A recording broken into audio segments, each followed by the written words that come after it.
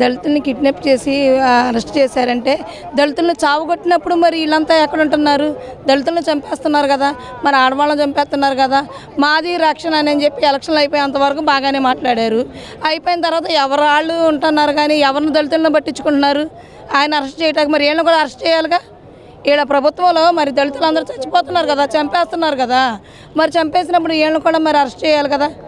అది ఏముందయ్యా, సూపర్ 6 అన్నారు, సూపర్ 6 లేదు, ఏమీ లేదు. ఏముంది? అమ్మ వాళ్ళు అన్నారు, ఈ అన్నారు, ఏమీ లేవు. మా నీళ్ళకి రేట్లు నూనె ప్యాకెట్ వచ్చి 100 రూపాయలు, 100 రూపాయలు పెంచారు, 100 రూపాయలు పెంచారని బాధపడ్డారు.